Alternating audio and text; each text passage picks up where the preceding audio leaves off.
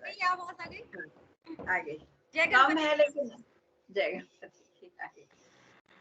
गाइए गणपति जगवंदन शंकर सुवन भवानी नंदन गाइए गणपति जगवंदन गाइए गणपति जगवंदन सिद्धि सदन गजवदन विनायक कृपा सिंधु सुंदर सबलायक शंकर सुवन भवानी नंदन गाइए गणपति जगवंदन गाइए गणपति जगवंदन मोदक प्रिय मुद मंगलदाता विद्यावारिधि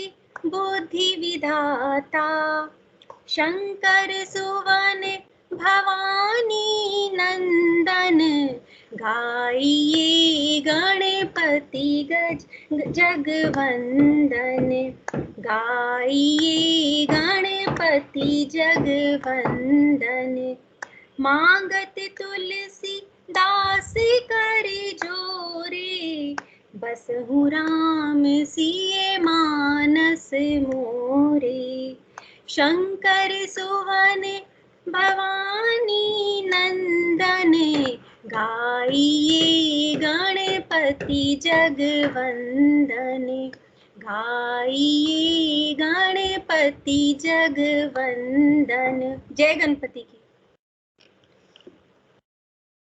जय गणपति की।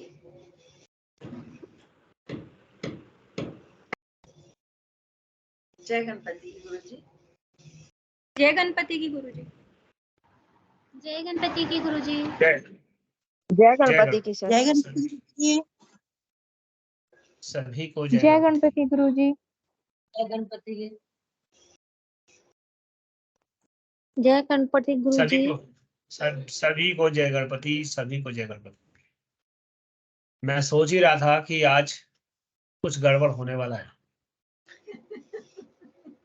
क्योंकि जब राहु काल होता है तो वो अपना असर दिखाता है। तो वो उसकी झलक आई, कहीं आवाज रुकी या कुछ बीच में खटपट आ रही थी, जो भी था ठीक है, सब प्रभु की इच्छा है, तो होगा वही जो प्रभु ने सोच रखा होगा। केवाड़ लगा दो उधर का, शिवा उधर का केवाड़ लगा दो और चलेगा। तो आइए सबसे पहले हम गणपति जी का स्मरण करके संकल्प करेंगे और फिर पितरों का पूजन करेंगे। जब तक मैं पितृ सूक्त पढ़ूंगा। ओम सुमुखश्चैकदन्तश्च कपिलो गजकर्णिकः लम्बोदरश्च विकटो विघ्ननाशो विनायकः धूम्रकेतुर्गणाध्यक्षो भालचन्द्रो गजाननः द्वादशैतान्नामानि य पठे शृणुयादपि विद्यारम्भे विवाहे च प्रवेशे निर्गमे तथा संग्रामे संकटे चैव विघ्नस्तस्य न जायते संकल्पः। अब मानसिक रूप से या कायिक रूप से संकल्प करिए। ओम श्री विष्णु विष्णु विष्णु अद्य मासानां मासोत्तमे मासे पुण्यपवित्रे मासे आश्विन मासे शुक्ले कृष्णे पक्षे यद्य पर्वं पुण्यं यथायतं तिथि नक्षत्र योग कर्ण लग्न मुहूर्त वर्तमान एवं ग्रह गुणगण विशेषण विशिष्टायां शुभ पुण्य तिथौ अमुका मुपुत्र नामाहम। नाम को ले लीजिए। सपरिवारोहम मम सर्वेषां पितॄणां निरातिशयानंद ब्रह्मलोक वास्यादि फलावाप्तये मोक्ष कामनार्थम गीता पाठम अहम कारयिष्ये। छोड़ दीजिए, पितरों का पूजन करें। बाकी सब लोग अपना माइक म्यूट कर लें और जो भी आपने चित्र वहां लगाया है उनका पूजन करें, और नहीं लगाया है तो मानसिक रूप से पूजन करें, अर्थात मानसिक रूप से उनका ध्यान करें। ओम देवताभ्यः पितृभ्यश्च महायोगेभ्यः च नमः स्वाहायै स्वधायै नित्यमेव नमो नमः। पिता धर्मः पिता स्वर्गः पिता हि परमं तपः। पितरि प्रीतमापन्ने सर्वाः प्रीयन्ते देवता। अर्चितानां मूर्तानां पितॄणां दीप्ततेजसाम् नमस्यामि सदा तेषां ध्यायिनां दिव्यचक्षुषाम्। इन्द्रादीनां च नेतारो दक्षमारीचयोस्तथा सप्तऋषीणां तथान्येषां तान् नमस्यामि कामदान्। मन्वादीनां च नेतारः सूर्या चन्द्रमसोस्तथा तान् नमस्याम्यहं सर्वान् पितृरप्यो ददावद्वि। नक्षत्राणां ग्रहाणां च भाव्यज्ञोर्नवस्तथा द्या वा पृथिवीभ्योश्च तथा नमस्यामि कृताञ्जलिः। देवर्षीणां जनित्रश्च सर्वलोकनमस्कृतान् अक्षय सदा दात्रीन् नमस्तेऽहं कृताञ्जलिः। प्रजापतेः कश्यपाय सोमाय वरुणाय च योगेश्वरेभ्यश्च सदा नमस्यामि कृताञ्जलिः। नमो गणेभ्यः सप्तभ्यस्तथा सप्तलोकेषु सप्तसु स्वयंभुवे नमस्यामि ब्रह्मणे योगचक्षुषे सोमाधरान् पितृगणान् योगमूर्तिधरास्तथा नमस्यामि तथा सोमं पितरं जगतामहम् अग्निरूपास्तथैवान्यान् नमस्यामि पितॄणाम् अग्निशोममयं विश्वं यत एतत्शेषतः ये तु तेजश्च ये ते सौम्य सूर्याग्निमूर्तयः जगत्स्वरूपिणश्चैव तथा ब्रह्मस्वरूपिणः तेभ्यो अखिलेभ्यो योगिभ्यः पितृभ्यो यथा मानसः नमो नमस्तेस्तु प्रसीदन्तु सदा भुज। ॐ पितृभ्यः स्वधायिभ्यः स्वधा नमः प्रपीतामहेभ्यः स्वधायिभ्यः स्वधा नमः अक्षन् पितरो मीमदन्त पितरोति तृपन्त पितरः पितरः सुन्धद्वम्ब सपैतृक विश्वेभ्यो देवेभ्यो नमः। पितरेश्वराय नमः। सभी पितरों को गंधक छत पुष्प से पूजन के साथ नमस्कार करते हुए आज के पाठ में हम प्रवेश करते हैं। और ये जो गीता पाठ है इसमें पितरों की गति के लिए तो है ही, सब इसमें अपनी गति भी है। आत्मा और मन और प्राणी को क्या करना चाहिए, प्राणी को क्या नहीं करना चाहिए, कर्म क्या है, इसके लिए गीता हमारे लिए अमृत है। अभी प्रथम अध्याय में अर्जुन के विषाद के बाद द्वितीय अध्याय में हमने कर्म योग को समझने की कोशिश की। तृतीय अध्याय में भी भगवान ने कर्म के बारे में और कहा। श्री भगवान ने दूसरे अध्याय के 39वें श्लोक में अर्जुन से कहा था कि ज्ञान योग में अपने विवेक के अनुसार विचार पूर्वक चलने से जिस समबुद्धि की प्राप्ति होती है उसी से तुम कर्म योग के विषय में सुनो। यानी जो समबुद्धि हो जाएगी तब कर्म योग की बात आती है। अर्थात कर्म योग में निष्काम भाव पूर्वक पराहितार्थ कर्तव्य कर्म करने से यह समबुद्धि कैसे प्राप्त होती है, इसे सुना हमने कल। ऐसा ते विहता सांख्ये बुद्धि योगी तो माम शृणु। और फिर कर्मयोग का वर्णन करते हुए प्रसंग के अनुसार अर्जुन के प्रश्न करने पर स्थित प्राज्ञ के लक्षण बताकर अध्याय का विषय भगवान ने द्वितीय अध्याय समाप्त किया था। और तीसरे अध्याय में जब प्रवेश हुआ तो संजय कह रहे थे कि अर्जुन क्या कहते हैं भगवान। तीसरे अध्याय में आरंभ में अर्जुन ने फिर प्रश्न कर दिया है भगवान से। वो कहता है आपके मत में जब बुद्धि श्रेष्ठ मान्य है, बुद्धि ही श्रेष्ठ है, तो फिर आप मुझे घोर कर्म के इस युद्ध में क्यों लगा रहे हो। ये जो घोर कर्म मतलब ये युद्ध वाला कर्म तो घोर कर्म है ना, इसमें मुझे क्यों प्रेरित कर रहे हो?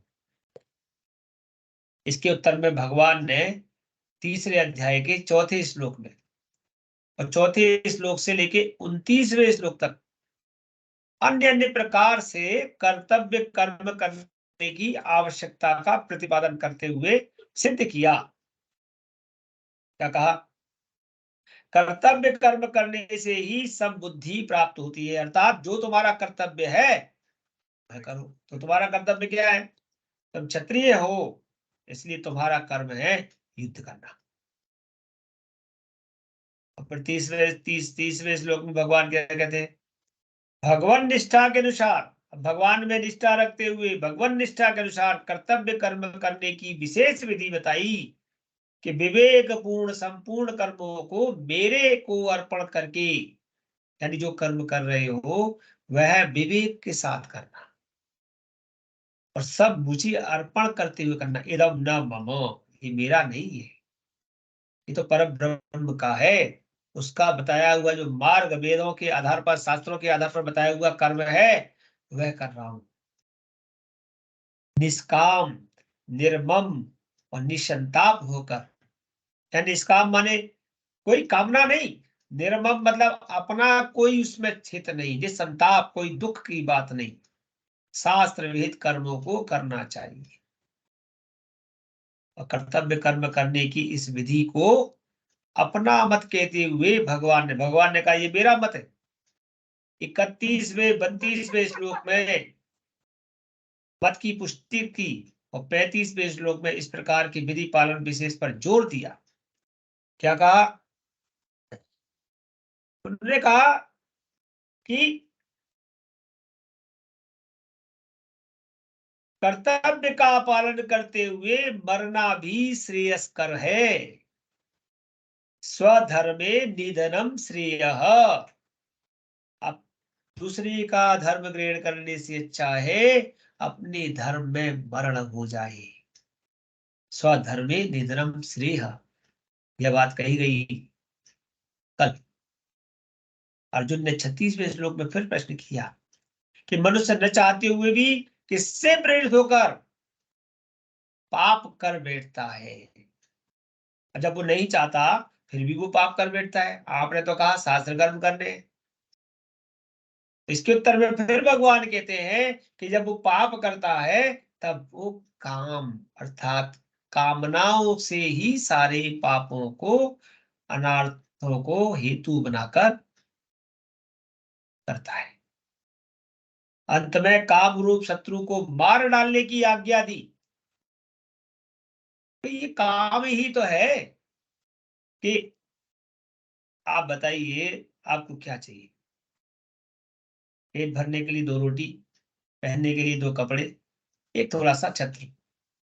लेकिन काम क्या है? कामना क्या है? एक अच्छा सा भवन हो, एक अच्छा सा गाड़ी हो, एक अच्छा सा मेरा ऐश्वर्य हो, विलासता हो। तो उस सब में क्या आया? काम आया। और उस काम की प्राप्ति के लिए क्या करोगे? जो सीधे रास्ते से आने वाले धर्म है, धन है, आदि है, उनको आप टेढ़े रास्ते से भी लाओगे। क्यों? क्योंकि वो पूर्ति कैसे होगी? किसी काम आपकी व्यवस्था, अगर किसी की व्यवस्था प्रति मासिक 50,000 है, लेकिन खर्चा उसका 1 लाख है और उसको मिलते भी 50,000 है, तो 1 लाख कहाँ से लाएगा? तब उस कामना की पूर्ति के लिए वो पाप करता है। उन्होंने कहा मनुष्य न चाहते हुए भी किससे प्रेरित होकर पाप करता है? काम के वशीभूत होकर। काम के वशीभूत मतलब कामनाओं के वशीभूत होकर कि ये मुझे चाहिए, और उसको हेतु बना लेता है।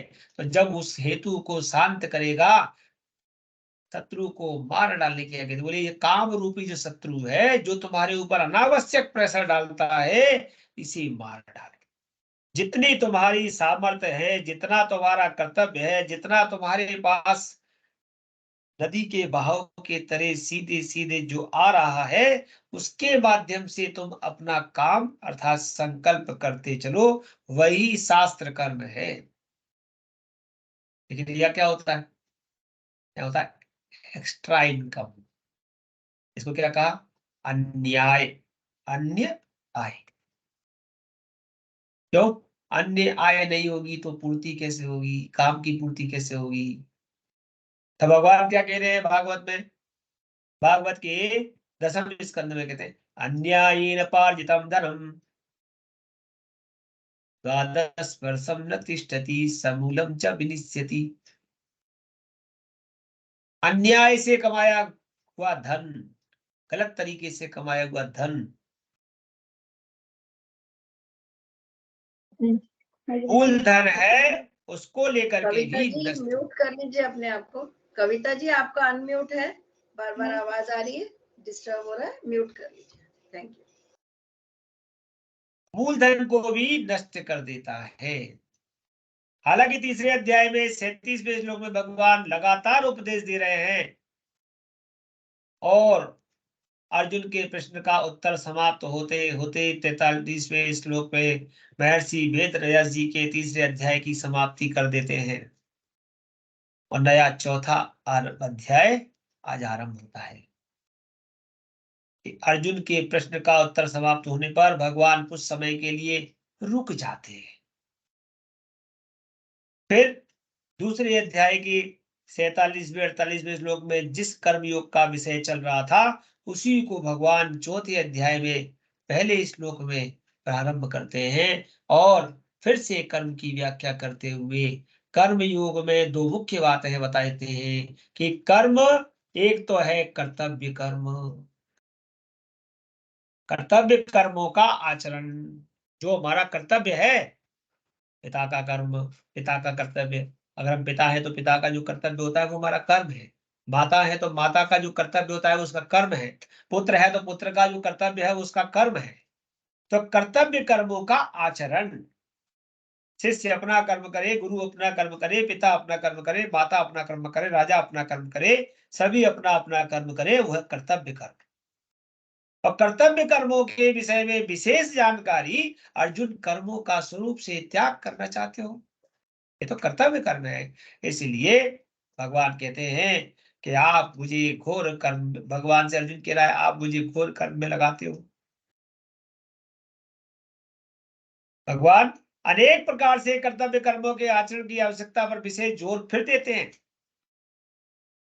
और साथ ही कर्मयोग को समझाने की तात्विक बातें बताते हैं।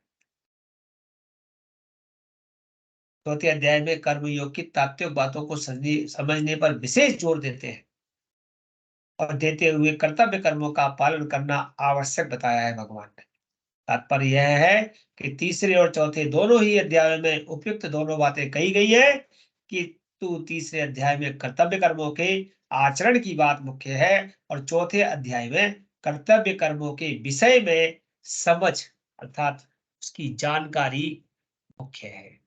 जो कर्मयोग अनादि है, इस भूमंडल पर जानने वाले विशेष पुरुष के न रहने से बहुत काल में से लुप्त हो गया था, उसी कर्मयोग का वर्णन भगवान पुनः प्रारंभ करते हैं। भगवान पहले 3 श्लोक में कर्मयोग की परंपरा बताकर उसको अनादित सिद्ध करते हैं।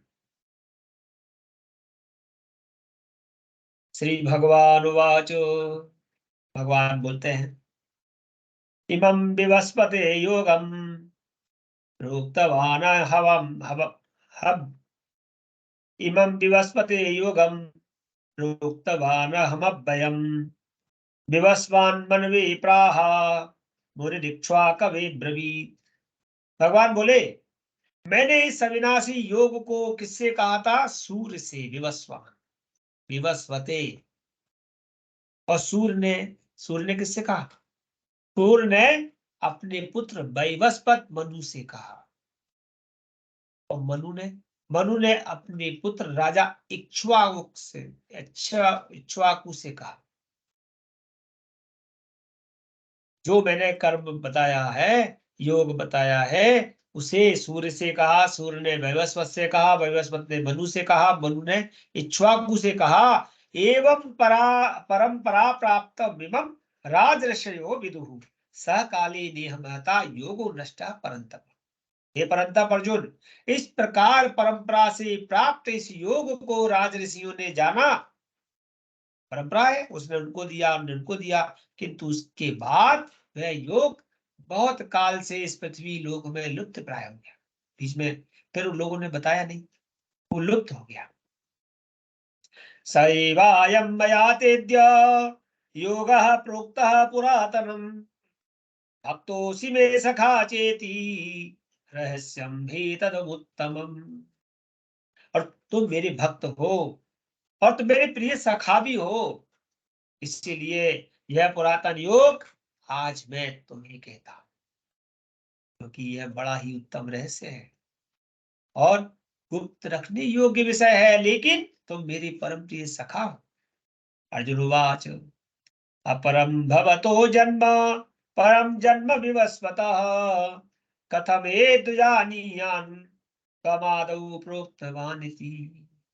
अर्जुन बोले, आपका जन्म तो अर्वाचीन अभी हाल का है, आप तो अभी हमारे संग में उत्पन्न हुए हैं, फिर आपने सूर्य का जन्म तो बहुत पुराना है, अर्थात कल्प के आदि में हो चुका था। तब मैं इस बात को कैसे समझूं कि आप ही ने कल्प के आदि में सूर्य से यह कहा था। इतना हास्यास्पद विषय बना दिया कि अर्जुन सोच नहीं पा रहा है कि कौन है। तब भगवान क्या कहते हैं, श्री भगवान उवाच बहूनि मे व्यतीतानि जन्मानि तव चार्जुन तान्यहं वेद सर्वाणि न त्वं वेत्त परन्तप। भगवान कहते हैं, हे परन्तप अर्जुन, मेरे और तेरे बहुत से जन्म हो चुके हैं। तो सोच रहा है तेरा जन्म भी हुआ है और मेरा जन्म भी हुआ है, न जाने कितनी बार हम लोग जन्म ले चुके हैं, और उन सबको तू नहीं जानता, लेकिन मैं जानता हूं, क्योंकि वो तो परमात्मा है। अजोऽपि सनव्यात्मा भूतानामीश्वरोऽपि सन् प्रकृतिं स्वामधिष्ठाय संभवायात्म मायया। मैं अजन्मा और अविनाशी स्वरूप होते हुए भी तथा समस्त प्राणियों का ईश्वर होते हुए भी अपनी प्रकृति को अधीन करके अपनी योग माया से प्रकट होता रहता हूं। यदा यदा हि धर्मस्य ग्लानिर्भवति भारत अभ्युत्थानमधर्मस्य तदात्मानं सृजाम्यहम्। हे भारत, जब जब धर्म की हानि और अधर्म की वृद्धि होती है, तब तब मैं अपने रूप को रचता हूं, अर्थात साकार रूप से लोगों के सम्मुख प्रकट होता हूं। परित्राणाय साधूनां विनाशाय च दुष्कृतां धर्म संस्थापनार्थाय संभवामि युगे युगे। साधु पुरुषों का उद्धार करने के लिए, पाप कर्म करने वालों का विनाश करने के लिए और धर्म की अच्छी तरह से स्थापना करने के लिए मैं युग युग में प्रकट हुआ करता हूं। जन्म कर्म च मे दिव्य जन्म कर्म च मे दिव्यम एवं यो वेत्ति तत्त्वतः त्यक्त्वा देहं पुनर्जन्म नेति मामेति अर्जुन। हे अर्जुन, मेरे जन्म और कर्म दिव्य अर्थात निर्मल और अलौकिक है। इस प्रकार जो मनुष्य तत्व से जन्म लेता है वह शरीर को त्याग कर फिर जन्म को प्राप्त नहीं, किंतु वह सीधा मुझे ही प्राप्त होता है। वीतराग भय क्रोधा मन्मया मामुपाश्रिताः बहवो ज्ञान तपसा पूता मद्भावमागतः। कि पहले भी जिनके राग भय क्रोध सर्वथा नष्ट हो गए थे और मुझ में अनन्य प्रेम पूर्वक स्थित रहते थे, ऐसे मेरे आश्रित रहने वाले बहुत से भक्त ज्ञान रूप तप से पवित्र होकर मेरे स्वरूप को प्राप्त हो चुके हैं। ये यथा मां प्रपद्यन्ति तांस तथैव भजाम्यहम् मम वर्तमात्म वर्तन्ते मनुष्या पार्थ सर्वशः। हे अर्जुन, जो भक्त मुझे जिस प्रकार भजते हैं मैं भी उनको उसी प्रकार भजता हूं, क्योंकि सभी मनुष्य सब प्रकार से मेरे ही मार्ग का अनुसरण करते हैं। ये यथा मां प्रपद्यन्ते तांस तथैव भजाम्यहम्, जो मुझे जिस प्रकार भजते हैं तांस तथैव मैं भी उनको उसी प्रकार से भजता हूं। कांचनतः कर्मणां सिद्धिं यजन्तं ये देवताः क्षिप्रं हि मानुषे लोके सिद्धिर्भवति कर्मजा। तो इस मनुष्य लोक में कर्मों के फल को चाहने वाले लोग देवताओं का पूजन किए करते हैं, क्योंकि उनको कर्मों से उत्पन्न होने वाली सिद्धि शीघ्र मिल जाती। हो क्या रहा है कि बात समझने वाली बात है कि हम लोग कांचनम कर्मणा सिद्धि, क्या हमारे कर्म का फल तुरंत मिल जाए, मुझे भवन मिल जाए, मुझे कार मिल जाए, मुझे अमुक वस्तु मिल जाए, मेरा विवाह हो जाए, तो वो क्या करते हैं? वो देवताओं का पूजन करते हैं, अनुष्ठान करते हैं, क्योंकि उन अनुष्ठानों से उनको शीघ्र वो सिद्धि मिल जाती जो वो चाहते हैं। लेकिन चातुर्वर्ण्यम मया सृष्टम गुण कर्म विभाग सह तस्य कर्तारमपि माम विद्धे कर्तारम अभयम। ब्राह्मण, क्षत्रिय, वैश्य, शूद्र, इन चारों वर्णों का समूह गुण और कर्मों के विभाग पूर्वक मेरे द्वारा ही रचा गया है। कर्मों के अनुसार मैंने चारों वर्णों को बनाया है। इस प्रकार उस सृष्टि रचनादि का कर्म का कर्ता होने पर भी मुझ अविनाशी परमेश्वर को वास्तव में अकर्ता ही जान। अकर्ता मतलब कि मैं कुछ करता नहीं, ऐसा समझ। न माम कर्माणि लिम्पन्ति न मे कर्म फले स्पृहा इति माम यो ही जानाति कर्मवीर न स बध्यति। कर्मों के फल में मेरी स्पृहा नहीं है, मैं कर्मों के फल में नहीं हूं, इसलिए मुझे कर्म लिप्त नहीं कर पाते। इस प्रकार जो मुझे तत्व से जान लेता है वह भी कर्मों से नहीं बंधता। अब बात भगवान ने उसको स्पष्ट किया कि जैसे पूजा कर रहे हैं, अनुष्ठान कर रहे हैं, वो क्या है? वो कर्म है, सिद्धि प्राप्ति है, अपने फल की प्राप्ति के लिए लगे हैं। क्यों? क्योंकि वो मुझे नहीं जान पाए। हे अर्जुन, और जो मुझे जान जाते हैं वो उन कर्मों में नहीं पड़ते, वो केवल मुझसे नाता जोड़ते हैं। एवं ज्ञात्वा कृतं कर्म पूर्वैरपि मुमुक्षुभिः कुरु कर्मैव तस्मात् त्वं पूर्वैः पूर्वतरम कृतम। तो पूर्व काल में मुमुक्षु ने भी इस प्रकार जानकर ही कर्म किया, इसलिए तू भी पूर्वजों द्वारा सदा के लिए किए जाने वाले कर्मों को ही कर, जैसे तेरे पूर्वज करते आए। कर्म इव कर्मेति कवयोप्यत्र मोहिताः तत्ते कर्म प्रवक्ष्यामि यज्ञात्वा मुच्यसे शुभात्। विषय आ गया, कर्म क्या है और अकर्म क्या है। जो जो कर रहे हैं वो क्या है और जो नहीं कर रहे हैं वो क्या है। कर्म क्या है और अकर्म क्या है। इस प्रकार इसका निर्णय करने में बुद्धिमान पुरुष भी मोहित हो जाते हैं कि क्या कर्म है और क्या कर्म नहीं है। इसलिए वह कर्म तत्व में तुझे भली भांति समझा कर रहूंगा आज, जिसे जानकर तू अशुभ से अर्थात कर्म बंधन से मुक्त हो जाएगा। हे अर्जुन, उसको सुन कि क्या कर्म है और क्या कर्म नहीं, क्योंकि कर्म बंधन से मुक्त होगा तभी तू मुझे प्राप्त कर पाएगा। हम सभी कर्म बंधन में लिप्त हैं, मुक्त नहीं है। कर्मणो ह्यपि बोधव्यम च विकर्मणः अकर्मणश्च बोधव्यम गहना कर्मणो गति। कर्म की गति तो बड़ी गहरी है। कर्म का स्वरूप भी जानना चाहिए और अकर्म का स्वरूप भी जानना चाहिए तथा विकर्म का स्वरूप भी जानना चाहिए, क्योंकि कर्म की गति गहन है, बहुत गहरी है। कर्मण्य कर्मयः पश्येत् अकर्मणि च कर्मयः सबुद्धिमान मनुष्येषु संयुक्तः कृत्स्नं कर्मकृत। तो जो मनुष्य कर्म में अकर्म देखता है और जो अकर्म में कर्म देखता है वह मनुष्यों में बुद्धिमान है और वह योगी समस्त कर्मों को करने वाला है। यानी जो कर्म उसको शाश्वत दिए गए हैं, केवल उनको कर्म करता है कि ये मुझे कहा गया है इसलिए मुझे कर्म ये वाले करना है, लेकिन वो मानता उनको अकर्म ही है। इदम न मम, ऐसा मान के चलता है कि परमात्मा ने मुझे इस कर्तव्य के लिए भेजा है, ये कर रहा हूं। लेकिन दूसरा व्यक्ति जो अकर्म है, जो करने योग्य नहीं है, उसी को कर्म मान बैठता है। तो यहां पर क्या है, मनुष्यों में वह बुद्धिमान है और वह योगी समस्त कर्मों को करने वाला है जो कर्म और अकर्म में भेद समझ पाता है। यस्य सर्वे समारंभाः काम संकल्प वर्जिता ज्ञानादग्निदग्ध कर्माणं तमाहो पंडितम बुधाः। जिसके संपूर्ण शास्त्र सम्मत कर्म बिना कामना और संकल्प के होते हैं तथा जिसके समस्त कर्म ज्ञान रूप अग्नि के द्वारा भस्म हो गए हैं, उस महापुरुष को ज्ञानी जन भी पंडित कहते हैं।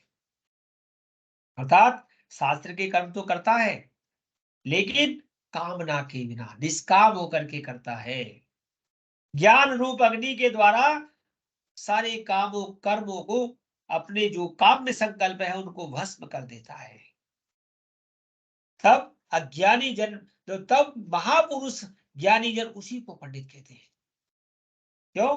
त्यक्त्वा कर्म फलासंगम नित्य तृप्तो निराशय कर्मण्यविप्रवृत्तोपि दैव किंचित करोति सह। तो जो पुरुष समस्त कर्मों में और उनके फल में आसक्ति का सर्वदा त्याग करके संसार के आश्रय से रहित हो गया है, अर्थात उसने सभी कर्मों को किया लेकिन उनके फल की आसक्ति छोड़ दी। कर्मण्येवाधिकारस्ते मा फलेषु कदाचन। कर्म करना है मुझे लेकिन इसका फल मुझे मिलेगा, क्या फल मिलेगा ये उसने त्याग दिया।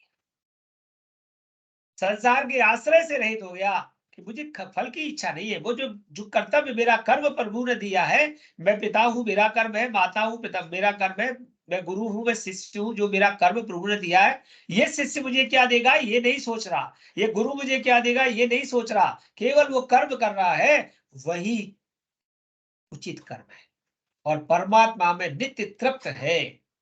वह कर्मों में भली भांति बढ़ता हुआ वास्तव में कुछ नहीं करता, क्योंकि कराता तो मैं। निराशीर्यदचितात्मा त्यक्त सर्व परिग्रह शारीरम केवलम कर्म कुर्वन्नाप्नोति किल्बिषम। जिसका अंतःकरण इंद्रियों के सहित शरीर को जीता हुआ हो, जीत लिया जिसने इंद्रियों के साथ शरीर को, जिसने समस्त भोगों की सामग्री का परित्याग कर दिया हो, ऐसा आशा रहित पुरुष केवल शरीर संबंधी कर्म करता हुआ भी पापों को प्राप्त नहीं होता। क्यों? क्योंकि वो इंद्रियों के वशीभूत नहीं है, क्योंकि वो संसार के भोगों में लिप्त नहीं है और वो किसी से आशा नहीं करता।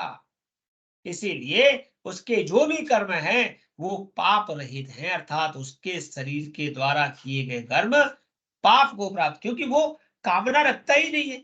जब वो कामना रखता नहीं है तो वो ऐसा कर्म करेगा ही नहीं जिससे कि कोई पाप हो। भाई पाप तो जब करेगा जब उसे आवश्यकता से अधिक करना होगा।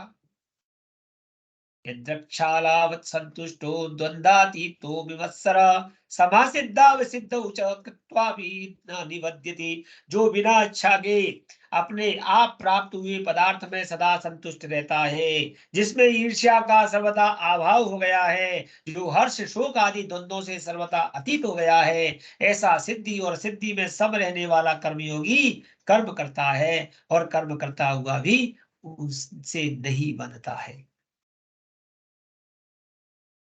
कभी कभी आपने जैन मुनि देखे होंगे, वो केवल ऐसे हाथ में जो उनके पास एक बार प्रसादी आती है, मतलब उन्होंने क्या किया, सारी कामनाओं का त्याग कर दिया। तो कहते जो पदार्थ हमारे पास आ गया बस इसी में हम संतुष्ट हैं। किसी भी चीज का उनको अभाव होता ही नहीं, क्योंकि वो किसी भी वस्तु के प्रति अपना वो ही रखते, इच्छा नहीं रखते।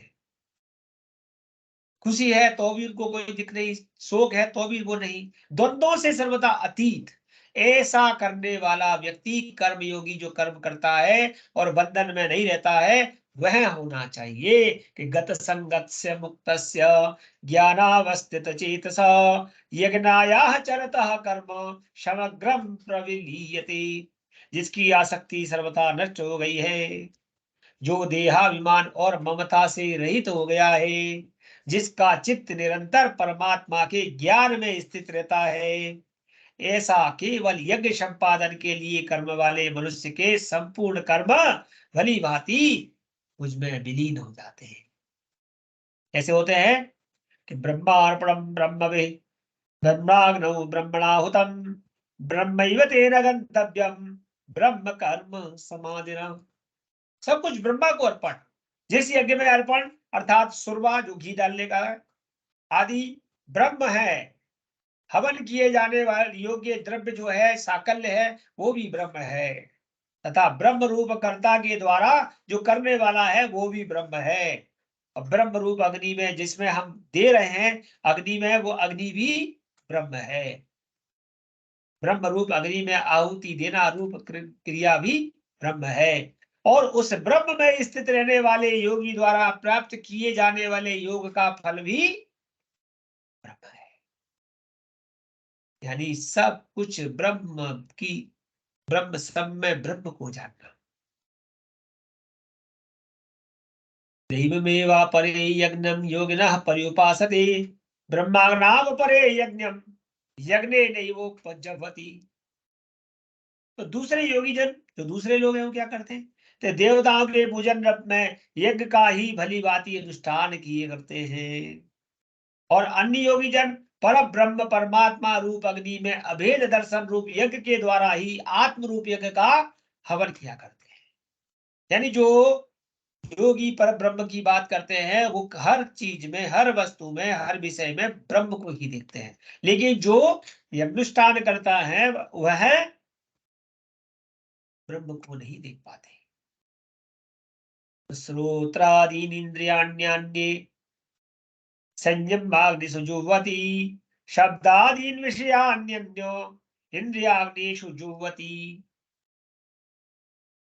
अन्य योगी जन श्रोत्र सुनने वाले और आदि समस्त इंद्रियों का संयम रूप अग्नियों में हवन किया करते हैं।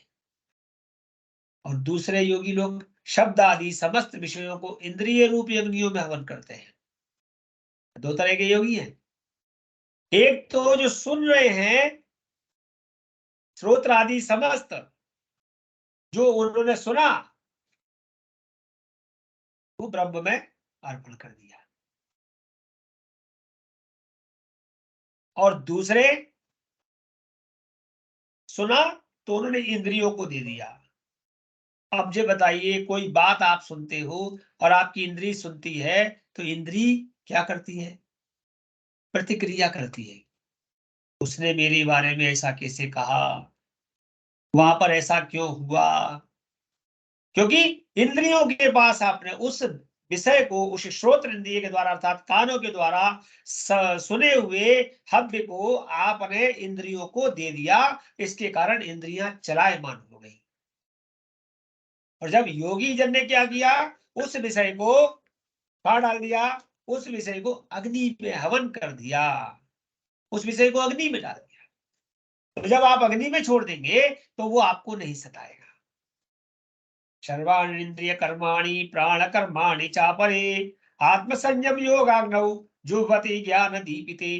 तो दूसरे योगी जन इंद्रियों की संपूर्ण क्रियाओं को और प्राणों की समस्त क्रियाओं को ज्ञान से प्रकाशित आत्मसंयम योग रूप अग्नि में हवन किया करते हैं।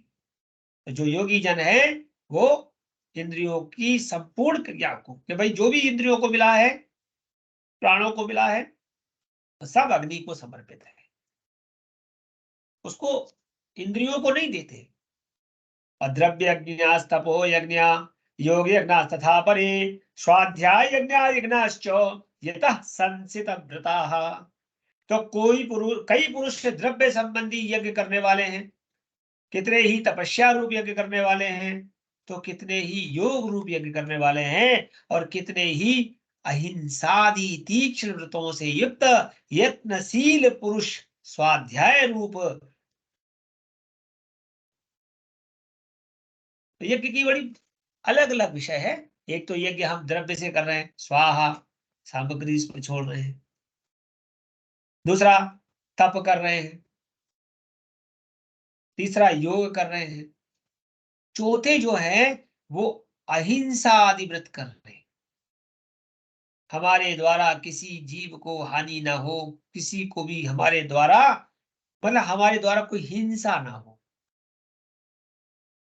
अपाने जुह्वति प्राणम प्राणे पानम तथा परे प्राणापान गति रुद्ध्वा प्राणायाम परायणाः अपरे नियताहाराः प्राणान् प्राणेषु जुह्वति सर्वप्येते यज्ञविदो यज्ञच्छपित कल्मषाः। तो दूसरे कितने ही योगी जन अपान वायु में प्राण वायु का हवन करते हैं, और वैसे ही अन्य योगी जन प्राण वायु में अपान वायु को हवन करते हैं।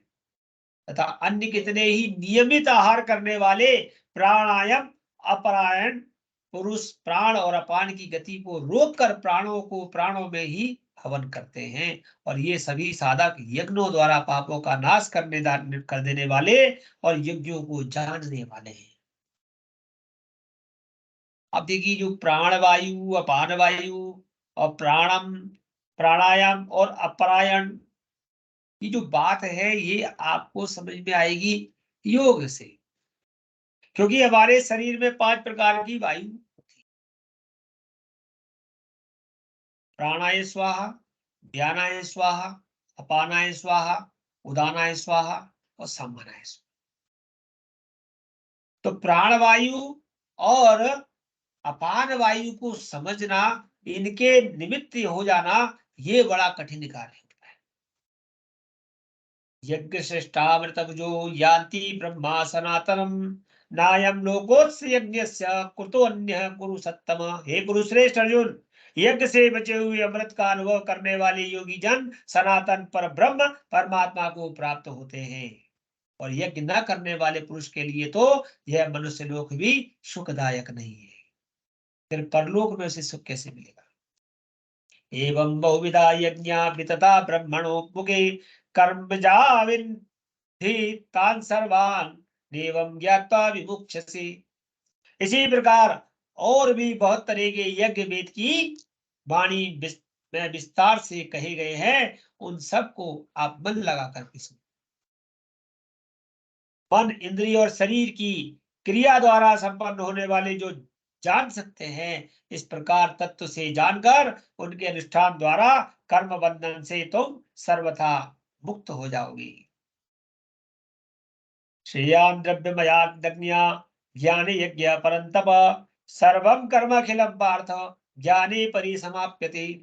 हे परंतप अर्जुन, द्रव्यमय यज्ञ की अपेक्षा ज्ञान यज्ञ अत्यंत श्रेष्ठ है, तथा यावन मात्र संपूर्ण कर्म ज्ञान में समाप्त हो जाता है।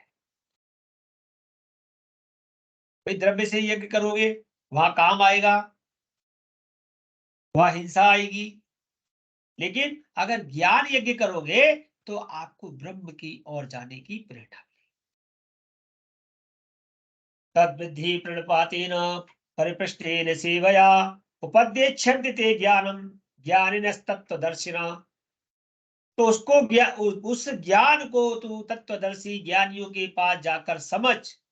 हे अर्जुन, उस ज्ञान को तत्वदर्शी ज्ञानियों के पास जाकर समझ, उनको भली भांति दंडवत प्रणाम करने से, उनकी सेवा करने से, कपट छोड़कर सरलता पूर्वक प्रश्न करने से परमात्मा तत्व को भली भांति जानने वाले ज्ञानी महात्मा तुझे उस तत्व का उपदेश करेंगे।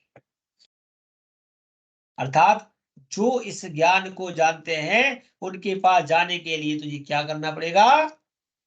उपदेच्छन्ति ते ज्ञानम ज्ञानिस तत्वदर्शिनः। उनके सामने जाके पहले उनका शिष्य तो बन, दंडवत प्रणाम कर, उनकी सेवा कर, कपट छोड़। अब लोग ज्ञानी के पास क्या लेने जाते हैं? ज्ञान लेने जाते हैं, ना तो दंडवत होता, न प्रणाम होता, और मन में अपना कुछ रहस्य छुपा होता है कि मुझे ये मिल जाए फिर मैं बस यहां से चला। लेकिन जो तत्वदर्शी ज्ञानी है वो आपको देंगे कुछ नहीं, वो तो आपको साक्षात परम ब्रह्म से मिलने का ज्ञान देंगे, और वो जब मिलेगा जब सेवा करोगी। यज्ञत्वा न पुनर्मोहमेवं यास्यसि पांडव येन भूतान्यशेषेण दृक्षस्यान्नमथोवमयि। जिसको जानकर फिर हे अर्जुन इस प्रकार मोह को नहीं प्राप्त होगा। तथा हे अर्जुन, जिस ज्ञान के द्वारा तू संपूर्ण भूतों को निशेष भाव से पहले अपने में और पीछे मुझ सच्चिदानंद घन में परमात्मा में पाएगा, जो वो ज्ञान मिलेगा उसे तू अपने आप में भी देखेगा और फिर मुझ में भी देखेगा। अपचेद से पापेभ्यः सर्वेभ्यः पापकृतं सर्वं ज्ञानप्लेनेवं वृजनं संतरिष्यसि। यदि तू अन्य सब पापियों से भी अधिक पाप करने वाला है तो भी तू ज्ञान रूप नौका द्वारा निसंदेह संपूर्ण पाप समुद्र से भली भांति कर जाएगा। बहुत पापी हो, लेकिन अगर वो ज्ञान रूपी नौका में चला गया तो निश्चित ही तर जाएगा, इसमें कोई संदेह नहीं है। श्रीमद् भागवत में ऐसी कई कथाएं आई हैं जहां पर वो पापी है, लेकिन उसके बावजूद जब उसने ज्ञान रूप गंगा में डुबकते लगाए, ज्ञान प्राप्त हुआ साधुओं के द्वारा और वो संसार से पार हो गया, भगवान स्वयं उसके पास आए। भस्मसात् कुरुते अर्जुन ज्ञानः सर्वकर्माणि भस्मसात् कुरुते तथा। क्योंकि हे अर्जुन, जैसे प्रज्वलित अग्नि ईंधनों को भस्ममय कर देता है, समिधा को, काष्ठ को, लकड़ी को जला देता है, वैसे ही ज्ञान रूप अग्नि संपूर्ण कर्मों को भस्ममय कर देता है। जब हमारे पास ज्ञान रूप अग्नि आ जाती है, ज्ञान के उसमें हम चले जाते हैं, तो हमारे द्वारा जो किए गए पाप हैं उन कर्मों को वो ज्ञान रूपी अग्नि भस्म कर देती है। तो ये मत सोचो कि अब तक जो पाप हो गए उनका क्या होगा। जैसे ही आप ज्ञान रूप अग्नि में जाओगे, आपके उन पाप कर्मों को वो भस्म कर देगी। नहीं ज्ञानेन सदृशम पवित्र में विद्यते तत्स्वयं योग संसिद्ध कालेन आत्मनि विन्दति। तो इस संसार में ज्ञान के समान पवित्र करने वाला निसंदेह कुछ भी नहीं है। उस ज्ञान को कितने ही काल से कर्म योग के द्वारा शुद्धांतकरण हुआ, मनुष्य अपने आप ही आत्मा में पा लेता है। जब उसे ज्ञान हो जाता है, ज्ञान यज्ञ के द्वारा वो अपने आप में ही आत्मा को पाता है। आत्मा, परमात्मा और सूक्ष्म आत्मा, नचिकेता का वृतांत है, उसमें यह बात बड़े गहराई से आई है। और जो ज्ञान की बात है वो उपनिषदों में मिलती है। अब श्रीमद् भगवत गीता उपनिषद लिखा है, ये भी उपनिषद है। यह बात कही है कि ज्ञान यज्ञ करो, लेकिन ज्ञान यज्ञ आप सोचोगे कहां से करें, कैसे करें, तब आपको उपनिषदों में जाना पड़ेगा। और मिलेगा कैसे? लेने के लिए श्रद्धावान लभते ज्ञानम। क्या कहा गया है? श्रद्धावान लभते ज्ञानम तत्परः संयतेन्द्रियः ज्ञानम लब्ध्वा परां शांतिर् अचिरेणां गच्छति।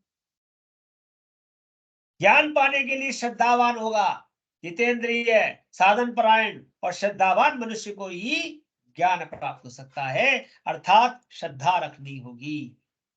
जिस ज्ञानी के पास आप गए हो, पहले उसे जानो और उसके पास जब ज्ञान ले रहे हो तो उसके प्रति श्रद्धा रखो, उस शास्त्र में श्रद्धा रखो, तथा ज्ञान को प्राप्त होकर वह बिना विलंब के तत्काल ही भगवत प्राप्ति रूप परम शांति को प्राप्त हो जाता है।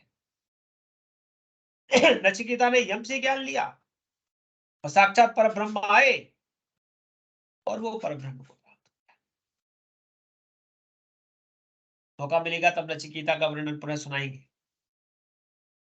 अग्निश्चा सद्धानांश्च संशयात्मा विनिश्यति नायं लोकोस्ति न परो न सुखम संशयात्मनः।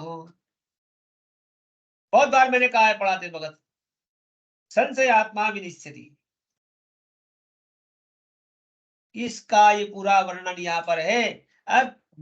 अग्निश्चा सद्धानश्च, विवेकहीन और श्रद्धा रहित जो होते हैं, संशय युक्त मनुष्य परिमार्थ में अवश्य ही भ्रष्ट हो जाते हैं, अर्थात उनका नाश हो जाता है, उनको हानि हो जाती है। अर्थात विवेक होना चाहिए। अपने विवेक का प्रयोग करना चाहिए, क्योंकि विवेक की बात पहले ही कह दी गई है दूसरे अध्याय में। और दूसरा, श्रद्धा रहित नहीं होना चाहिए, जिससे आप पूछ रहे हो उसके प्रति श्रद्धा होनी चाहिए।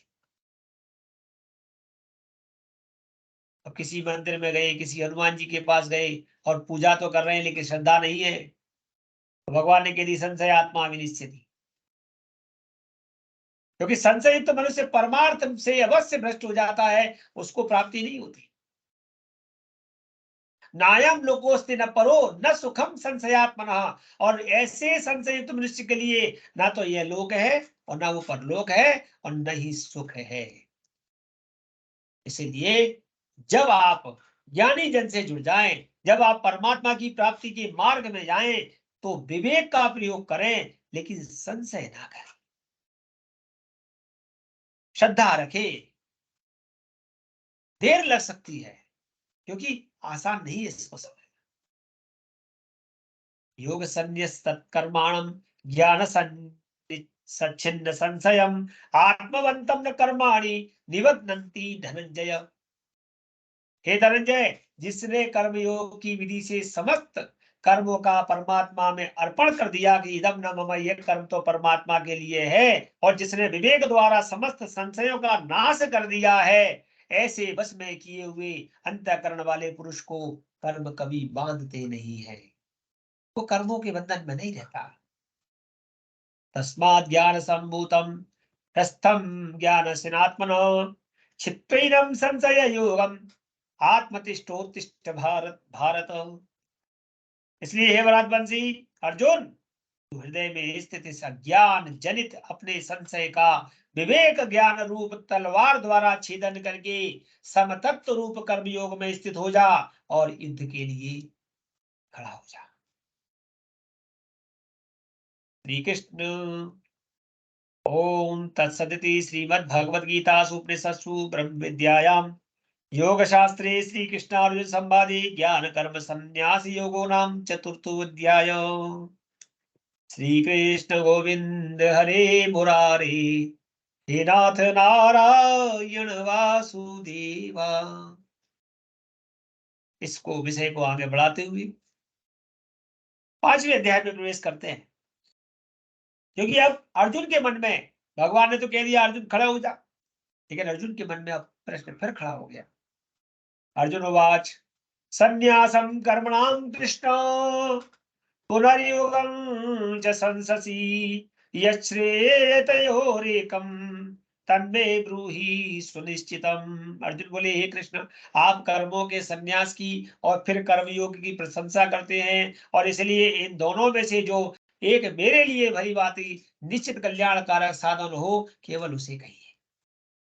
एक तरफ तो आप कह रहे हो कर्मयोग, फिर कह रहे हो संन्यास, फिर कर्म में संन्यास, तो भैया मेरे लिए क्या है, आप तो उसे उपदेश कीजिए, क्योंकि अर्जुन का संशय दूर नहीं हो रहा है और भगवान उसका संशय दूर कर रहे हैं। भगवान कहते हैं, श्री भगवान उवाच संन्यासः कर्मयोगश्च निःश्रेयस्करावुभौ तयोस्तु कर्म संन्यासात् कर्मयोगो विशिष्यते। कर्म संन्यास और कर्म योग जो चीज बाबू ना, उन्होंने कहा कर्म संन्यास लू के कर्म योग करूं, तो उन्होंने कहा कर्म संन्यास और कर्म योग ये दोनों ही परम कल्याण करने वाले हैं।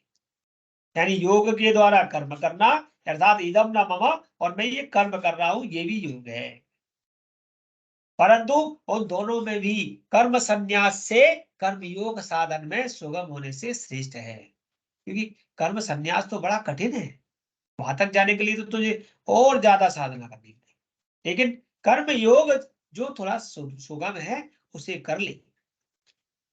क्यों? क्योंकि वो तो मैंने चारों वर्णों को दिया है ना, कि जिस वर्ण का जो कर्म है उसे करो, वही कर्म योग है, जिसका जो कर्म है। और कर्म संन्यास के लिए तो आपको और ज्यादा जाना पड़ेगा। तो कहते हैं गेय सन्नित्य सन्यासी यो न द्वेष्टि न कांक्षति निर्द्वंदो ही महाबाहो सुखम बंधात प्रमुच्यते। हे अर्जुन, जो पुरुष न किसी से द्वेष करता है और न जो किसी की आकांक्षा करता है। वह कर्मयोगी सदा सन्यासी ही समझने योग्य है, क्योंकि राग द्वेष आदि द्वंद्वों से रहित पुरुष सुख पूर्वक संसार बंधन से मुक्त हो जाता है। तो क्या करना? किसी से द्वेष नहीं करना। द्वेष समझते हैं सब, ईर्ष्या, और किसी से आकांक्षा भी नहीं करना कि ये मुझे देगा, ये मुझे मेरे लिए ये करेगा। जैसे ही द्वेष और आकांक्षा से, राग और द्वेष से रहित हो जाए, संसार से बंधन से मुक्त होने का समय है। शरीर यही है, आत्मा भी उसमें है, लेकिन फिर भी वह आत्मा मुक्त है। सांग योग पृथक वाला प्रवदंती न पंडिता एकमप्यासितः सम्य उभयोर्विन्दते फलम। संन्यास और कर्मयोग को मूढ़ लोग पृथक पृथक फल देने वाले कहते हैं, न कि पंडित जन। जो मूढ़ हैं, जो इस ज्ञान को नहीं समझ पाते, वो कहते हैं कि संन्यास अलग चीज है, कर्मयोग अलग है। लेकिन जो बुद्धिमान है, जो पंडित जन है, जो ज्ञान यज्ञ को करते हैं, क्योंकि वो कभी ऐसा नहीं कहते, क्योंकि दोनों में से एक में भी सम्यक प्रकार से, अर्थात ठीक प्रकार से स्थित पुरुष दोनों के फलस्वरूप परमात्मा को ही प्राप्त करता है, चाहे कर्मयोग से चाहे संन्यास योग से। यत् सांख्य ही प्राप्त स्थानम तद्योगैरपि गम्यते एकम सांख्यम च योगम च यह पश्यति स पश्यति।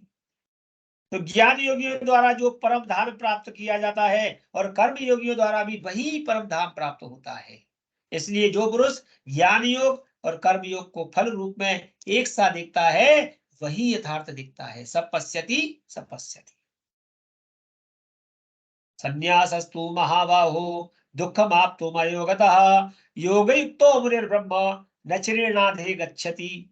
परंतु हे अर्जुन, कर्म योग के बिना संन्यास अर्थात मन, इंद्रिय और शरीर द्वारा होने वाले संपूर्ण कर्मों में कर्तापन का त्याग प्राप्त होना कठिन है। जो भी कर्मयोग कर रहा है व्यक्ति, कर्मयोग के बिना संन्यास, और संन्यास मतलब मन, इंद्रिय, शरीर द्वारा होने वाला संपूर्ण कर्मों में कर्तापन, कि मैं कर रहा हूं, मैं कर रहा हूं, मैं कर रहा हूं, ये जब तक त्याग नहीं हो, और इसको त्याग पाना कठिन है। और भगवत स्वरूप को मनन करने वाला कर्मयोगी पर ब्रह्म परमात्मा को शीघ्र ही प्राप्त हो जाता है। लेकिन जो कर्तापन को नहीं त्याग पाता, वह इस जो ज्ञान यज्ञ को प्राप्त नहीं कर पाता। दो तरह के लोग करता है।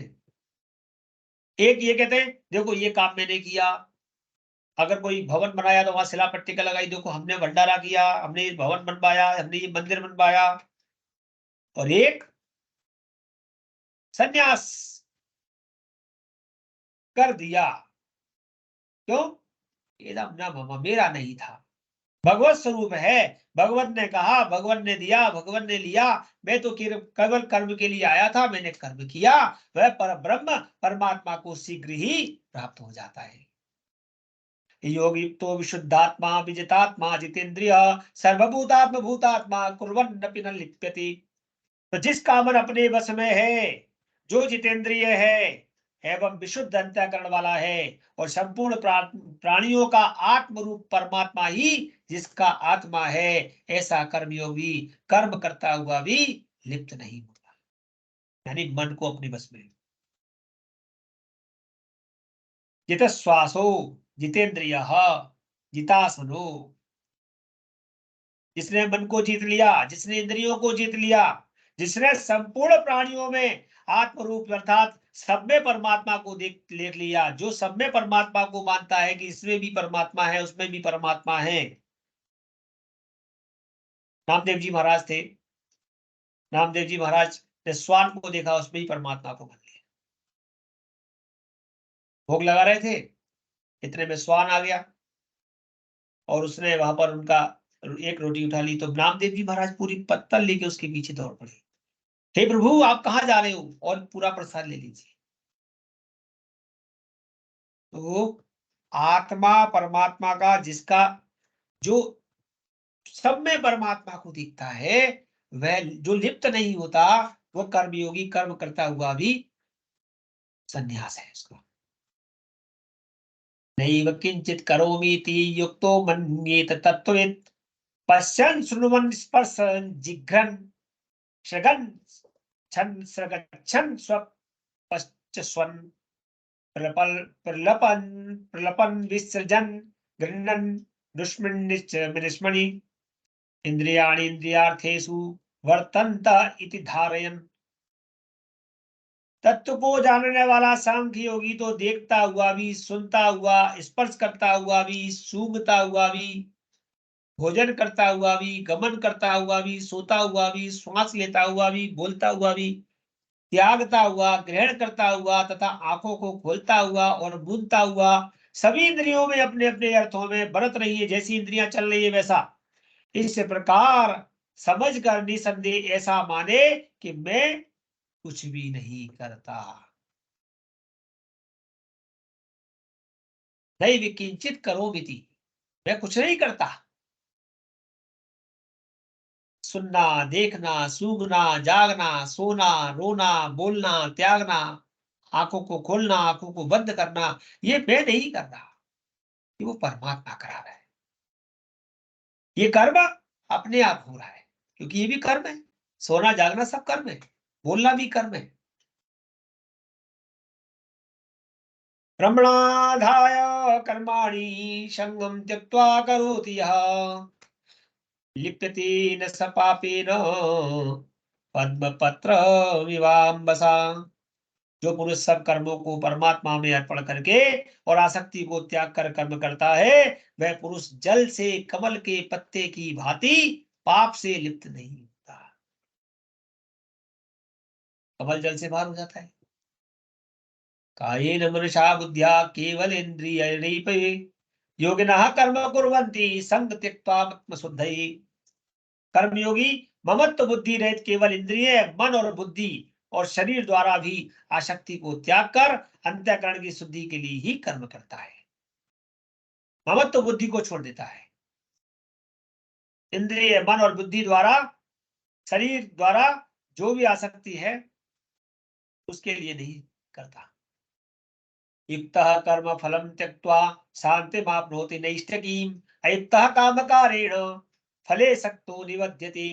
कर्मयोगी कर्मों के फल का त्याग करके और भगवत प्राप्ति रूप शांति को प्राप्त होता है, और सकाम पुरुष कामना की प्रेरणा से फल में आसक्त होकर बंध जाता है। अर्थात जब वो सकाम कर्म करता है तब वो फलों के बंधन में बंध जाता है। इसलिए सकाम नहीं, निष्काम कर्म करने हैं। सर्वकर्माणि मनसा सन्न्यस्य स्यात्ते सुखमसि नवद्वारे पुरे देहि नैव कुर्वन्न कारयन्। अंतःकरण जिसके वश में है, ऐसा सांख्य योग का आचरण करने वाला पुरुष न करता हुआ न करवाता हुआ। इसने अंतःकरण को अपने वश में किया, ना तो वो करता है और न करवाता है। नव द्वारों वाले शरीर रूप घर में सब कर्मों को मन से त्याग कर आनंद पूर्वक सच्चिदानंद घन परमात्मा के स्वरूप में स्थित रहता है। ये हमारा जो शरीर है, जिसके नवद्वार है, उसके अंदर वह परमात्मा हमारा सच्चिदानंद घन है। वह सब आसक्ति से रहित होकर के आनंद पूर्वक परमात्मा स्वरूप में वह जीव भी रहता है। कब? जब वो मन आदि इंद्रियों से आसक्त न हो। न कर्तृत्वं न कर्माणि लोकस्य सृजति प्रभु न कर्म फल संयोगम स्वभावस्तु प्रवर्तते।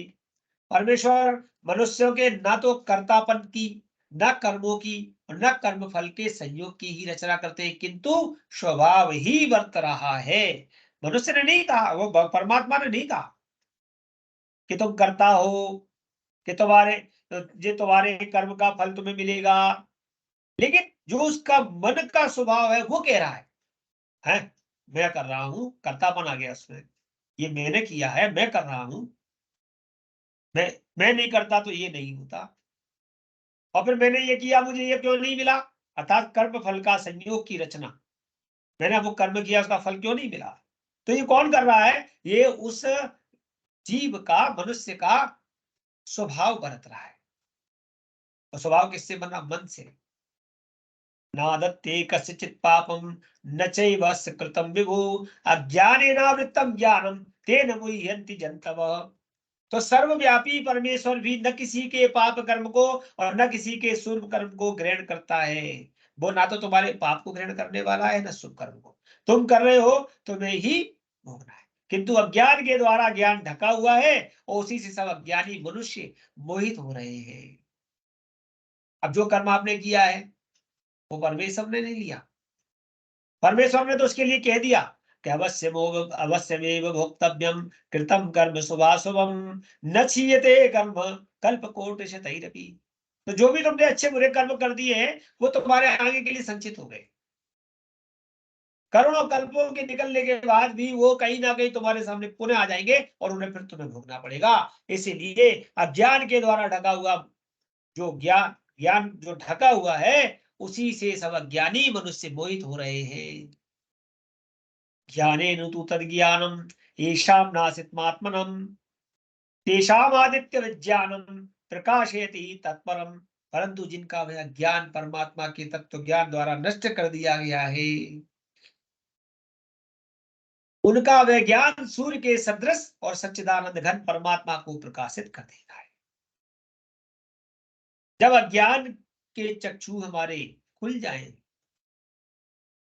किसी ज्ञानी द्वारा परमात्म तत्व का ज्ञान हमें हो जाए, जैसे सूर्य की किरणों से प्रकाश हो जाता है और जैसे सूर्य की तरह वह सच्चिदानंद घन परमात्मा प्रकाशित है, ऐसे ही वह आत्म बुद्धि, वह आत्मा भी प्रकाशित होने लगता है।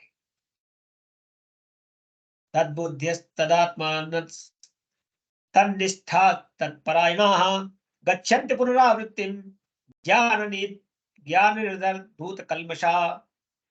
जिनका मन तद्रूप हो रहा है, जिनकी बुद्धि तद्रूप हो रही है उसके जैसी, और सच्चिदानंद घन परमात्मा में ही जिनकी निरंतर एक ही भाव से स्थिति है, अर्थात बुद्धि भी उसमें लगी है, मन भी परमात्मा में लगा है, एक ही भाव हो गया है, ऐसे तत्परायण पुरुष ज्ञान के द्वारा पाप रहित होकर अब पुनरावृत्ति को अर्थात परम गति को प्राप्त होते हैं। बार बार की पुनरावृत्ति नहीं होती। विद्या विनय संपन्ने ब्राह्मणे गविहस्तिनी सुनी सैव सुभागे च पंडिता समदर्शिनः। कितनी बड़ी बात कह रहे हैं कि वे ज्ञानी जन विद्या और विनय युक्त ब्राह्मण में तथा गाय, हाथी, कुत्ते, चांडाल में भी समदर्शी हो जाते। जब उन्हें ज्ञान हो जाता है, जब उन्हें विद्या प्राप्त हो जाती है, विद्या विनय संपन्नी ब्राह्मणे गाविहस्तिनी सुनी चैव सपाके च पंडिता समदर्शिना। तो वो जीवों में भी समदर्शी हो जाते हैं और अर्थात सब में ब्रह्म को जानने लगते हैं, सब में ब्रह्म ही उन्हें दिखता है। यही वतैर्जितः सर्गो येषां साम्ये स्थितं मनः निर्दोषम ही समम ब्रह्म तस्मात् ब्रह्मणिति स्थितः। जिनका मन समभाव में स्थित है उनके द्वारा सम जीवित अवस्था में ही संपूर्ण संसार जीत लिया जाता है, क्योंकि सच्चिदानंद घन परमात्मा निर्दोष और सम है। इसमें से वे सच्चिदानंद घन परमात्मा में ही वह स्थित है। न प्रहस्यति प्रियं प्राप्य नोदुजेत प्राप्य चाप्रियम स्थिर बुद्धिर सम्मूढ़ो ब्रह्मविद ब्रह्मणि स्थितः। और जो पुरुष प्रिय को प्राप्त होकर हर्षित नहीं हो और अप्रिय को प्राप्त होकर उद्विग्न भी ना हो, वह स्थिर बुद्धि, संशय रहित ब्रह्मवेत्ता पुरुष सच्चिदानंद घन पर ब्रह्म परमात्मा में एक ही भाव से नित्य स्थित है। अर्थात किसी को कहेंगी, किसी को रबड़ी पसंद है और वो उसके सामने आ गई तो रबड़ी देख करके वो प्रसन्न हो जाए, और किसी को करेला पसंद नहीं और उसके सामने आ जाए तो उसको देख करके वो क्रोधित ना हो। तो यहाँ पर यही बात कही गई है, न प्रियस्यते प्रियम प्राप्य नोदुजेत प्राप्य चाप्रियम। जो प्रिय है उसको देख करके भी वो हर्षित नहीं होता और जो अप्रिय है उसको देख करके वो दुखी भी नहीं होता। ऐसा स्थिर बुद्धि संशय रहित ब्रह्मवेत्ता पुरुष सच्चिदानंद घन पर ब्रह्म परमात्मा में एक ही भाव से नित्य स्थित है। अर्थात प्रिय आ जाए चाहे अप्रिय आ जाए, सब में ही वो ब्रह्म को देख रहा है। बाह्य स्पर्श से सुप्तात्मा विद्यत्यात्मनि यत् सुखम सब्रह्म योग युक्तात्मा सुखम वक्षय स्मृति। तो बाहर के विषयों में आसक्ति रहित अंतःकरण वाला साधक आत्मा में स्थित जो ध्यान जनित सात्विक आनंद है उसको प्राप्त होता है। तो बाहर की वस्तुओं से परे है। तदंतर वह सच्चिदानंद घन पर ब्रह्म परमात्मा के ध्यान रूप योग में अभिन्न भाव से स्थित होकर पुरुष अक्षय आनंद का अनुभव करता है। जब यह आत्मा, यह परमात्मा अंतः इंद्रियों से अंतःकरण का अनुभव करता है तो परम आनंद से प्राप्त होता है। ये ही संप्रसाद होगा दुख योने जीवते आद्यांतवंत कौन्तेय न तेषु रमते बुधः। जो ये इंद्रिय तथा विषयों के संयोग से उत्पन्न होने वाले सब भोग है, यद्यपि विषयी पुरुषों को सुख रूप लगते हैं तब भी दुख के ही हेतु है, क्योंकि इंद्रिय और विषय आगे दुख देने वाले हैं और आदि अंत वाले अर्थात अनित्य हैं। इसलिए अर्जुन, बुद्धिमान विवेकी पुरुष उनमें नहीं रमता, विषय भोगों में नहीं जाता, इंद्रिय सुख की कामना नहीं करता। शक्नोति हैव सह्य सोढुम प्राक् शरीर विमोक्षणात् काम क्रोधोद्वत् भवम वेगम सयुक्तः स सुखी नरः। जो साधक इस मनुष्य शरीर में शरीर का नाश होने से पहले ही काम क्रोध से उत्पन्न होने वाले वेग को सहन करने में समर्थ हो जाता है, वही पुरुष योगी है और वही सुखी है। अर्थात इस शरीर का तो नाश होगा, लेकिन इस शरीर के नाश होने से पहले काम क्रोध को जीत लिया जाए, उनके वशीभूत न हो। भगवान ने 4 आश्रम बनाए और चारों आश्रमों में जो हमारा वानप्रस्थ आश्रम और संन्यास आश्रम है, उसमें इस शिक्षा का अति महत्वपूर्ण कार्य है। क्योंकि आपका जो पहला आश्रम है उसमें तो आपको शिक्षा लेनी है, इसलिए उसमें तभी गुरुजन है वो आपको काम क्रोध से बचाएंगे।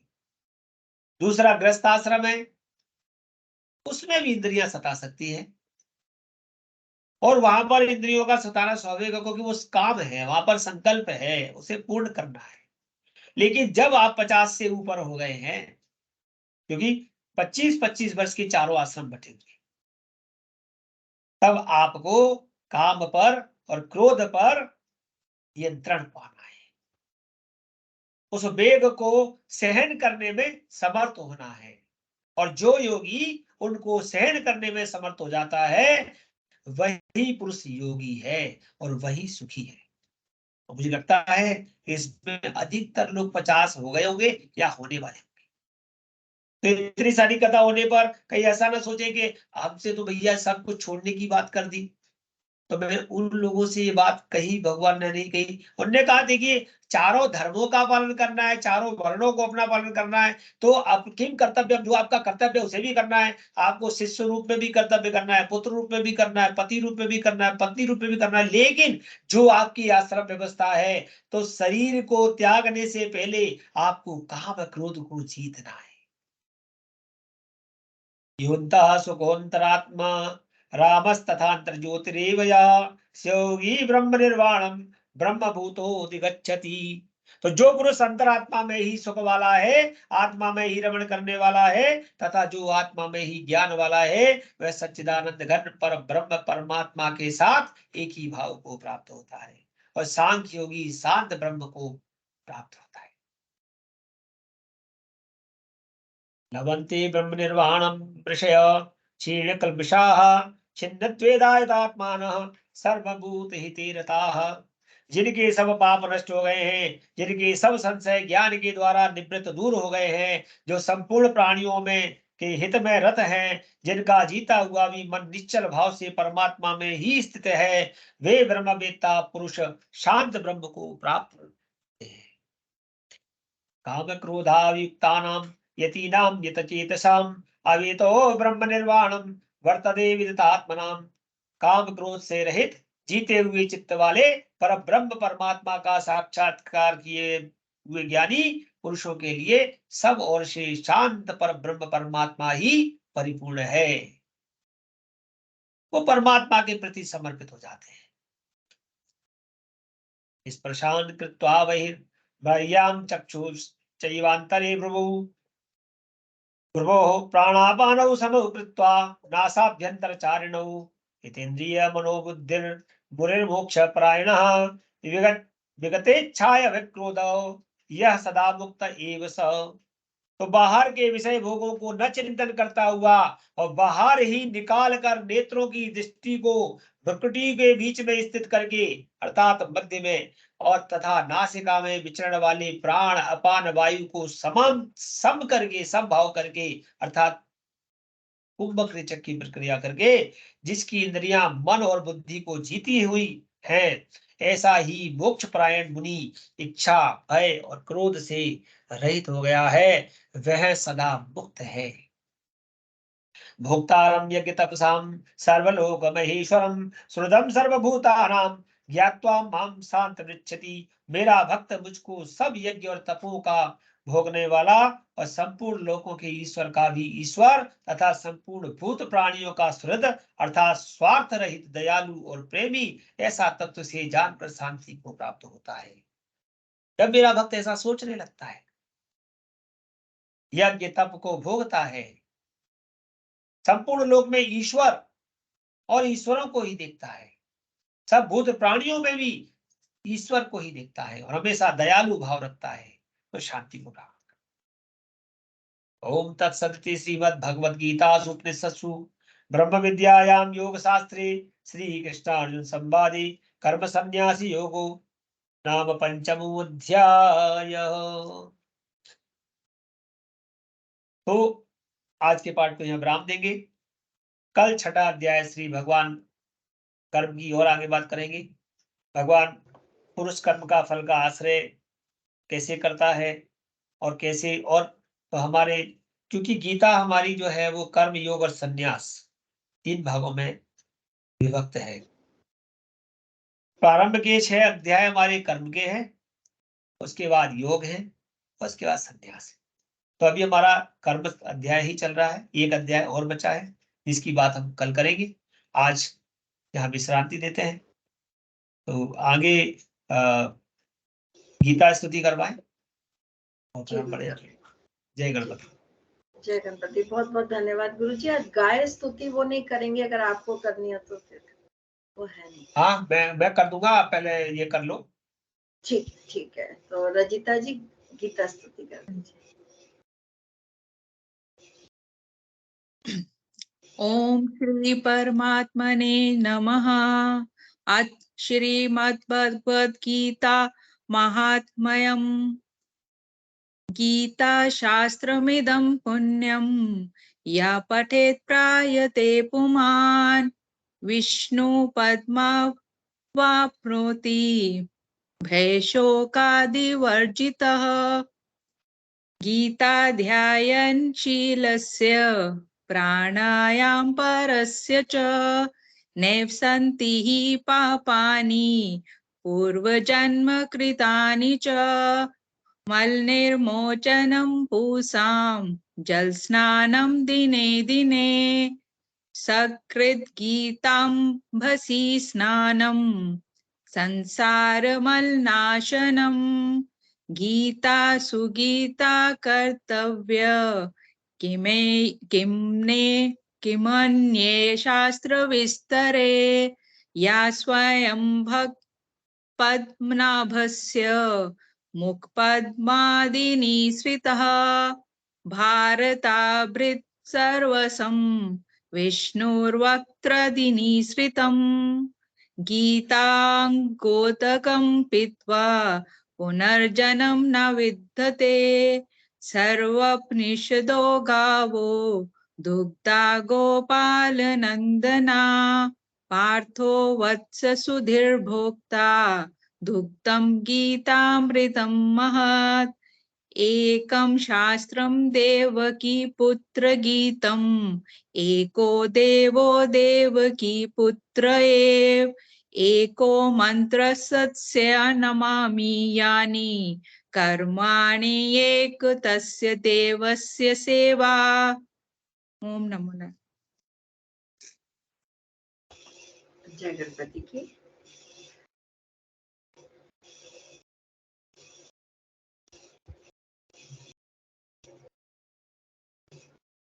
गुरु जी गाय स्तुति करेंगे?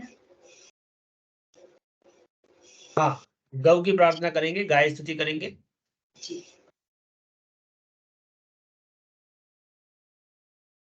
नमो गोभ्यः श्रीमतीभ्यः सौरैभ्यश्च एव च। नमो ब्रह्मसुताभ्यश्च वच पवित्राभ्यो नमो नमः। तं माता सर्वदेवानां तं च यज्ञस्य कारणं तं तीर्थं सर्वतीर्थानां नमस्तेस्तु सदा नघे।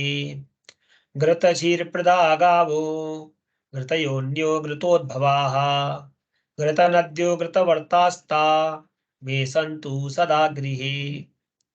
घृतं मे हृदये नित्यं घृतं नाभ्यां प्रतिष्ठितम् घृतं सर्वेषु गात्रेषु घृतं मे मनसि स्थितम्। गावो ममाग्रतो नित्यं गावः पृष्ठत एव च। गावो मे सर्वतश्चैव गवां मध्ये वसाम्यहम्। स्वरूपा बहुरूपा च विश्वरूपाश्च मातरः। गावो मामुपतिष्ठन्ता मिति नित्यं प्रकीर्त्यते। यया सर्वमिदं प्राप्तं जगत् स्थावर जंगमम् तां धेनुं शिरसा वन्दे भूतभव्यस्य मातरम्। नमो देव्यै महादेव्यै सुरभ्यै च नमो नमः। गवां बीजस्वरूपायै नमस्ते जगदम्बिके। नमो राधाप्रियायै च पद्मांसायै नमो नमः। गावो मामुपतिष्ठन्तु हेमशृङ्गे पयोमुचः। सुरभ्यः सौरभैश्च सरितः सागरं तथा। गावे पश्याम्यहं नित्यं गावः पश्यन्तु मां सदा। गावोऽस्माकं वयं तासां यतो गावस्ततो वयं यतो गावस्ततो वयं यतो गावस्ततो वयं।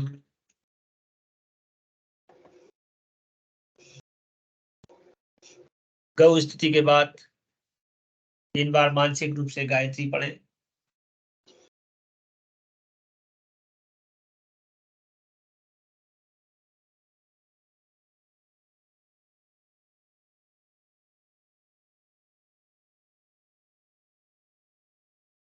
ओम सर्वे भवन्तु कराएं। जी गुरु जी। आपका धन्यवाद गुरु जी, बहुत बहुत धन्यवाद। बहुत जय बहुत गणपति। चेंज, बहुत ही अच्छा लग रहा है गीता, और बहुत चेंज करना है अपने आप को, बहुत चीजें सीख ली। हाँ जी। अब आप तो इस लेवल में है ना, 50 से ऊपर वाले हैं तो इस लेवल में है तो करना पड़ेगा। बहुत और करना ये पड़ेगा। अगर प्रवीण बन के छात्र इसमें है तो उनकी जनरल एस्ट्रोलॉजी की पढ़ाई चल रही है, कर्म की। चल रही करूंगी, बिल्कुल बिल्कुल। जी जी। हाँ जी, चलिए नंदा शर्मा जी से मैं कहूंगी कि वो सर्वे भवन्तु सुखिना के साथ। जय गणपति सभी को। गुरु जी जय। ओम सर्वे भवन्तु सुखिनः, सर्वे सन्तु निरामयाः, सर्वे भद्राणि पश्यन्तु, मा कश्चित् दुःखभाग् भवेत्। ओम शांतिः शांतिः शांतिः। जय गणपति सभी को। जय गणपति सभी को। जय गणपति की। जय गणपति की सभी को। जय गणपति की। थोड़ा सा आसन के पास छोड़ दीजिए। जय गणपति। ओम विष्णवे नमः, विष्णवे नमः, ओम विष्णवे नमः। जय गणपति।